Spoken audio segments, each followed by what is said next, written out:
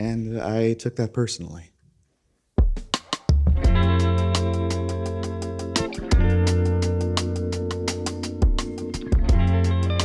The smart consumer researches before buying. If you appreciate cutting-edge tech but don't have the available free cash flow for whatever the market considers high-end, you're probably here because OnePlus is a brand that tends to offer high-end performance for less offensive prices. Earbuds are no exception. The OnePlus Buds 3 Pro released in August of 2024, and they're great. In my previous review of these, I very much enjoyed their rich, albeit somewhat inaccurate sound quality. And now, a year later, OnePlus has dropped the OnePlus Buds 4, the non-Pro variant of their latest audio technology. While the Buds 4 Pro are still somewhere on the horizon, a very valid question at this point is, do I buy last year's fancy model or this year's entry-level model? Shall we? Both of these earbuds are great. Now, design is subjective, so you might not go for the light green or maybe the texture on this blue one is off-putting to you, but it's hard to deny that the form factor is excellent. From the moment that I unboxed both of these earbuds, I thought to myself, damn, this would be the perfect skipping rock. They slide into pockets gracefully and they fill your hand nicely. They're easy to open and close with one hand, and the lids have this nice magnetic weight about them. I haven't had the Buds 4 for too long, but I can attest that the Buds 3 Pro have put up with a lot of abuse. They've been dropped, tossed, and mistreated more than a Nickelodeon actress, and they still look pristine. The Buds 3 Pro have this unique texture that you'd be forgiven for assuming is leather. Unfortunately, despite matching the OnePlus 13 smartphone's pleather back, this is a hard plastic. The texture does make it a little bit grippier, but otherwise it's just an interesting finish. The Buds themselves have a mostly metallic and reflective finish. Technically, they do pick up fingerprints a little more, but if that's something that you worry about on your earbuds, stop it. Get help. The Buds 4 are a smooth, semi-glossy plastic. This is the Zen green color. This finish extends to the buds themselves, which creates a nice, uniform look. I think I prefer this design cohesion over the Buds 3 Pro, even though these ones match my phone, which, you know, it's cute, but come on. At the end of the day, though, I'm not gonna score something as subjective as design, so just pick whichever plastic shape you think is cooler, and don't listen to YouTubers that try to tell you what a good design is. Moving on to controls, the Buds 3 Pro easily take the win here. Touch controls are finicky, so the pinch controls on the earbud stems are just a giant win. It feels great to use, and it adds this tactile experience that may as well be using a tangible button. It's really nice. They also have a touch-sensitive swipe pad for volume controls, but it feels good to use and it hasn't experienced any erroneous inputs from sweaty hair. The Buds 4, however, are exclusively touch controls, unfortunately. You tap twice to skip forward, 3 times to go back, and you touch and hold to switch ANC modes. By default, they wisely do not map any of these controls to a single press, which fortunately eliminates my #1 complaint about touch controls on earbuds, that is, erroneous inputs from either sweaty hair or when I'm just trying to adjust an earbud. Now, touch controls exist because removing physical buttons saves a manufacturer about 37 cents per unit, and they'll market it as sleek minimalism and pocket the difference. It's the same reason your car doesn't have a volume knob anymore. So even though I prefer buttons and pinch controls, the Buds 4 do at least have about as good of an implementation of touch controls as you could ask for. Let's switch over to fit. I will not sugarcoat that I greatly dislike the fit of the OnePlus Buds 3 Pro. They're a little loose, and the left earbud specifically always seems to get knocked loose just enough to kick on transparency mode and pause whatever media I'm in the middle of enjoying. It's very obnoxious, and now having tried about a dozen earbuds over the last year, I can safely say that it's not just me. The Buds 3 Pro simply are not a good fit. 4 out of 10. There, see, we're doing scores now. I originally was worried that I just had funky ears, but fortunately, the Buds 4 came along and proved that my ears were just yearning for a different earbud. These earbuds are right up there with the Nothing Ear 2024 in terms of being just an incredible fit. They passively block a lot of noise. They're easy to put in and remove from my ears, and they feel great and secure. I could wear these in a mosh pit and not worry at all. It's really good. It's good. 10 out of 10. Most important though for earbuds, unless you're some kind of weirdo, is sound quality. Both of these earbuds have both dual drivers and dual DACs. That's a fascinating innovation that I'm surprised more of their competition has not been able to implement very well. These both support the same codecs, AAC, SBC, and LHDC. LHDC being the highest quality codec here. If you're going to buy these and you expect to have the highest quality codec, make sure that your phone supports LHDC before expecting that out of these earbuds. As you generally might expect, these earbuds have remarkably similar sound signatures, since improving technology is a rising tide that lifts all ships. The Buds 4 have a frequency range of 15 Hz to 40,000 kHz, while the Buds 3 Pro have a range of 10 Hz to 40,000 kHz, which is great news for the 3 dolphins watching this review, but for the rest of us, largely irrelevant. But the Buds 4 just sound so fun. Their tuning is not incredibly accurate, but the default EQ makes up for that by being just such a blast. Drums are crispy and the crack of snares is just incredible. The low range is a little thumpier than it ought to be, and the upper mids are a bit muddier than they should be, but honestly, it's fine by me, and I don't think it's something that you'll really notice unless you're pixel peeping, so to speak. That said, the Buds 3 Pro are technically better. It's tough to describe why, and lofty claims of soundstage and stereo separation are just technical jargon until you experience it for yourself. The Buds 3 Pro will sound just a little more clear and a little bit punchier in the bass. I didn't say bassier, I said punchier, meaning that it's a little more precise, but I would truly struggle to tell these two earbuds apart in a blindfolded sound test. Overall, the audio on both of these is fantastic. Grading on the same curve, I would give both of them an 8 out of 10, with the Buds 3 Pro just leading by a hair. Again, the Buds 3 Pro technically is a little bit more accurate of a tuning, but I think the Buds 4 are honestly going to be a little more appealing for people who just want a good sound straight out of the box.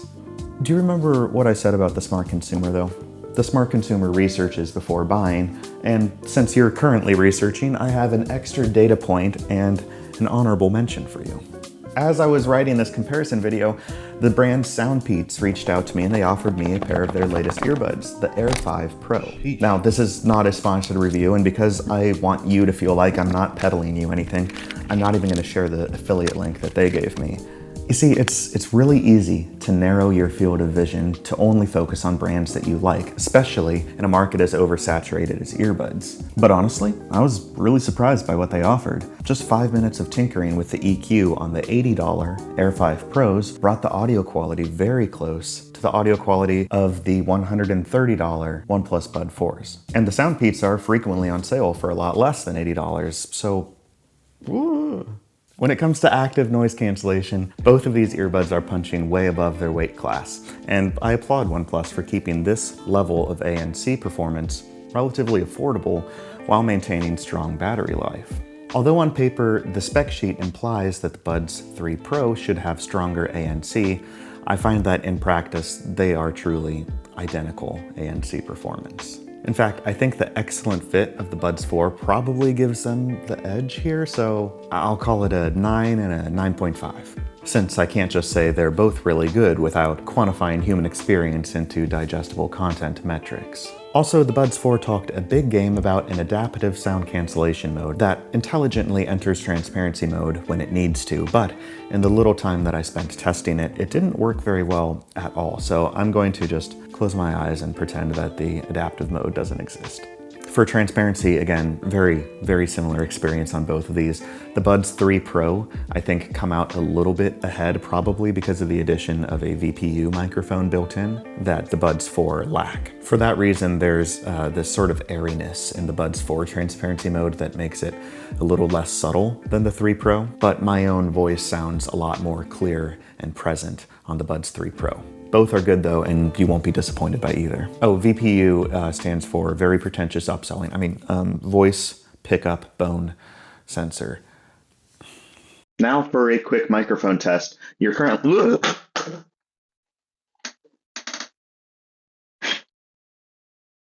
Okay, we're good. Now for a quick microphone test. You're currently listening to the microphone on the OnePlus Buds 3 Pro in a quiet environment. And this is what the OnePlus Buds 4 sound like in a quiet environment. The quick brown fox jumped over the lazy dog. That silly fox. Back to the Buds 3 Pro, if we pump in some ambient office noise, this is what the microphone sounds like on these earbuds. So we're testing the noise cancellation of background noise at this point. And with some ambient office noise pumped in to test the noise cancellation, this is what the microphone sounds like in a noisier environment on the OnePlus Buds 4. Lastly, there are a number of extras that I could talk about for hours, so instead, let's rapid fire these. Let's put some time on the clock for this. Let's go. Custom EQ. Custom EQ is equally mediocre on both of these. If you want a really good custom EQ on your earbuds, you'd be better off going for either nothing or Sony or most other brands. Hey, that was fast. Battery life, equally excellent on both of these. Even with active noise cancellation on, even using that highest quality LHDC codec, you're looking at 4 to 4.5 hours per listening session on both of these, with about 3 extra charges awaiting in the case itself. I've used my Buds 3 Pro daily for about 9 months now, and I have not noticed any degradation in the battery life. Fair warning, there is no wireless charging on the Buds 4, if that's important to you. Was that 30? I hope that was 30 seconds. Spatial audio. Spatial audio is a stupid feature that I refuse to believe people actually want. With the extremely obscure exception of recording studios doing bespoke mixes like you sometimes see Apple doing with their, giant labels. Spatial audio is just a gimmick that rips apart the audio mix that an audio engineer worked on, and an AI stitches it together in an order that it thinks makes sense. But it mixes these up all the time, and most of the time I think it sounds way worse, way more often than it actually sounds better. If I had a nickel for every translation, the person wearing the earbuds can speak one language and the person reading your phone upside down speaks another language, and you can actually just have a conversation that way. Oye, me llamo la araña discoteca y tendré que usar el baño. ¿Dónde está? Oh, it didn't say it. It said it in my ear. Oh, it said it in your ear. It just was, hey, my name is the Disco Spider, and I'll have to use the bathroom. Where is it? ¿Dónde está? Hey, Disco Spider, I don't want you to use my bathroom.